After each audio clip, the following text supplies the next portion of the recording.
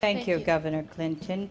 We are a little more than halfway through this program, and I'm glad that we're getting the diversity of questions that we are. And I don't want to forget these folks on the wings over here, so let's go over here. Do you have a question? Yes, I do. My name is Ben Smith.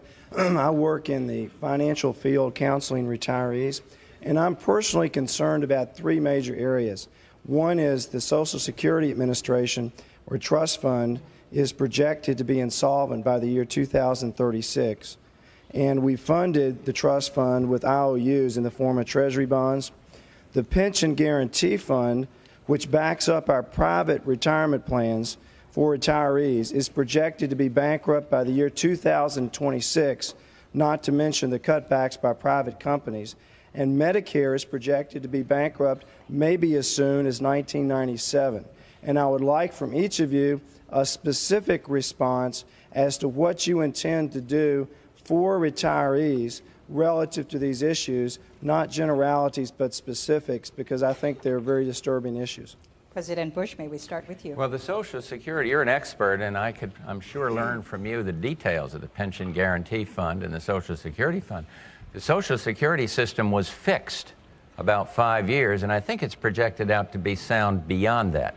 So at least we have time to work with it. But on all of these things, a sound economy is the only way to get it going. Growth in the economy is going to add to the overall prosperity and wealth. I can't give you a specific answer on Pension Guarantee Fund. All I know is that we have firm government credit to guarantee the pensions. And that is very important. But it's the full faith and credit of the United States in spite of our difficulties is still pretty good. It's still the most respected credit. So I would simply say, as these dates get close, you're going to have to reorganize and refix, as we did with the Social Security Fund. And I think that's the only answer. But the more immediate answer is to do what this lady was suggesting we do, and that is to get this deficit down and get on without adding to the woes and then restructure.